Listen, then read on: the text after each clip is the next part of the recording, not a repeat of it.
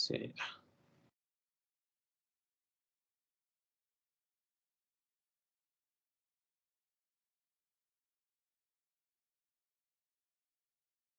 Ahí no sé si se alcanza a ver algo. Sí, señor, sí se alcanza a ver la presentación. Ay, muchas gracias. Bueno, listo. Entonces, bueno, clasificación internacional de enfermedades más que estadísticas. Es un proyecto que comenzamos a generar con la doctora Tania. Eh, ¿Cómo lo distribuimos? Pues bueno, nosotros pensamos que desde nuestro punto de vista médico, mm, yo soy médico de urgencias, trabajo también en Samaritana, en medicina interna, con ortopedia y con cirugía. eh, Definimos que la clasificación internacional de enfermedades, la que estamos trabajando ahorita, que es el CIE-10, no es suficiente para los diagnósticos que estamos generando. Por esa razón surgió el problema. Para este resumen y con el corto tiempo ya que tengo, voy a tratar de explicarlo lo más rápido posible. Lo dividí en 4 partes. Primero, atenciones médicas versus estados de salud. Eh, ¿Por qué va más allá? Porque el gobierno toma tasas de mortalidad, prevalencias de enfermedades de la población mundial y nacional para definir leyes. Ejemplo, la ley que se definió hace un tiempo, la ley 1335 del 2009, con esto evitar enfermedades como la neoplasia y el EPOC. Algo muy importante, ya que las estadísticas, ¿sí?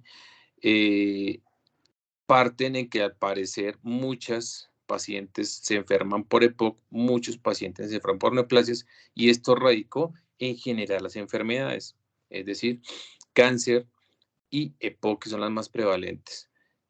Por eso nombramos como entre las primeras enfermedades. Entonces, ¿de qué me basa esta primera diapositiva? De que estas enfermedades, ¿sí? Se basan por un alto número de patologías que estamos diagnosticando hoy en día. 2, importante para médicos de todas las especialidades, ¿sí? Los médicos nos soportamos en nuestros diagnósticos en el CIE-10, siempre estamos inconformes, ya que no se puede ilustrar todo lo que queremos expresar. Por esta razón necesitamos un CIE más robusto y con campo de acción en nuestro día a día. Ejemplo, ahorita ya que viene el CIE-11, se nivelará con médicos de todas las especialidades, ya que las técnicas quirúrgicas como las patologías son más específicas y con etiologías más claras que hace unos años. ¿Con qué quiero llegar con esto? En la parte de cirugía se coloca fractura fémur, no sale nada más. No se puede especificar si es una conminuta, si es una desplazada, si es una externa, si es una abierta, etcétera, etcétera. Esperamos que con el nuevo CIE-10, pues aquí coloqué un ejemplo del NC72, fractura de fémur, lateralidad izquierda, abierta o cerrada, ahí está la descripción. La localización anatómica, si es específica o no, y en la parte si es de la cabeza, de la diáfisis, de la metáfisis.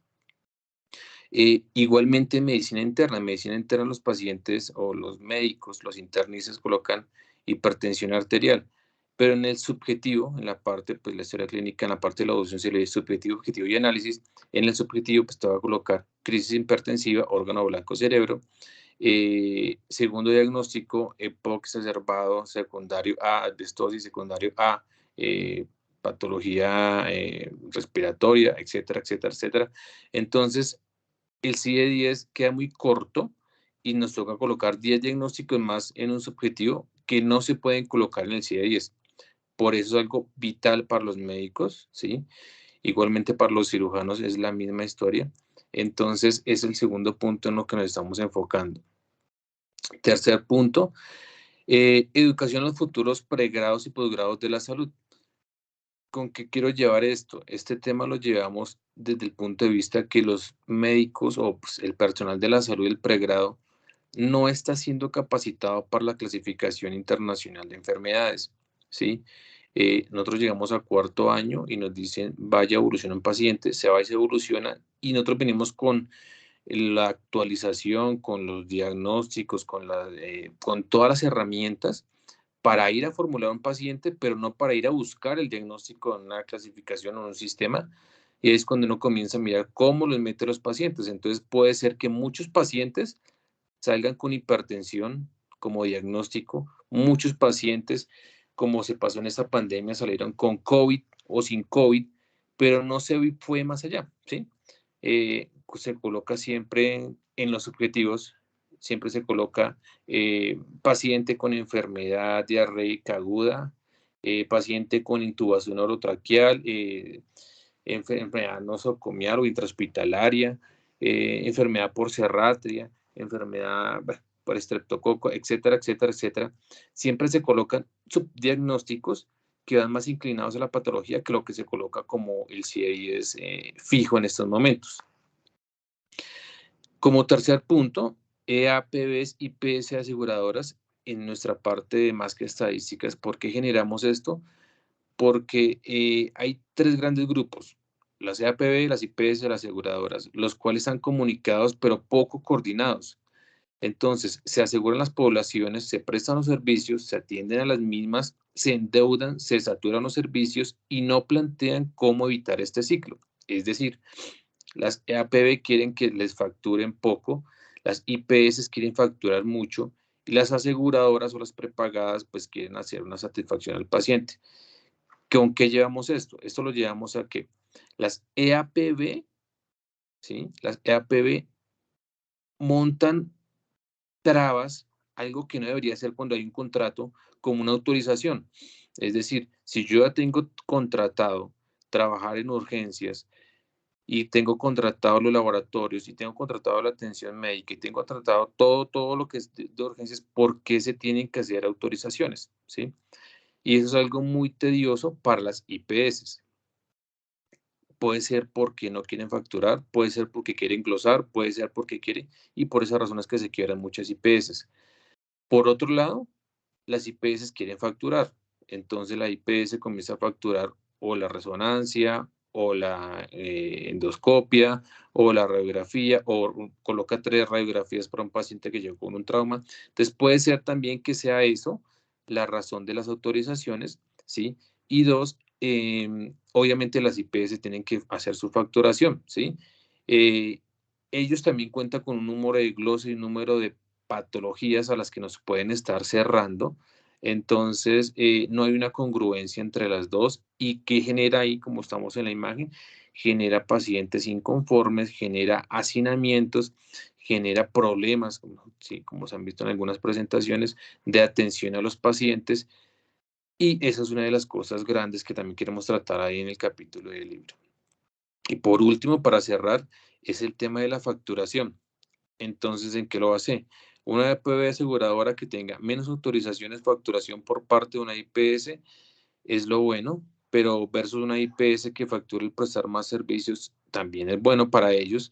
Por lo anterior, ¿será que las IPS están radicando bien sus RIPs versus los aseguradores con sus trámites administrativos de autorizaciones? Ahí lo que estaba indicando, hacinamientos, problemas en facturación, problemas con glosas, una inconcordancia entre las dos. Entonces ahí es cuando vemos ahorita el tema de la cadena de valor, vemos un tema de trabajar con grupos multidisciplinarios, vemos un tema de trabajar ahorita las EPS, quieren tener sus IPS, entonces van a ser servicios lineales. Entonces, afilio al paciente, le presto mis servicios a mis propios pacientes y los agrupo a mis propios pacientes en mis propias clínicas. Algo que va a generar un problema o que puede generar un problema en las IPS que no tienen aseguradores, pero que al parecer, ¿sí? De acuerdo a las IPS que van como liderando ahorita, pues entre todas de pronto Sanitas o Compensar, tienen su línea de atención directa y pues atienden de una u otra forma bien a los pacientes porque entre ellos mismos no hay como una irrupción en la atención. Entonces, esos principalmente son los 4 puntos en los que nos vamos a basar en el capítulo de atención y de libro. Y listo, no es más. Ahí sí nos alcanzaron a ver un poquito. Muchas gracias, Wilson Giovanni.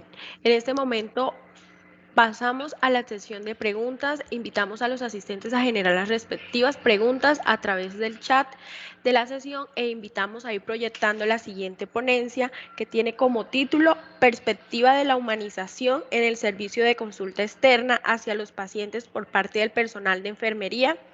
Tiene como ponente principal a Paula Camila Martín Oviedo.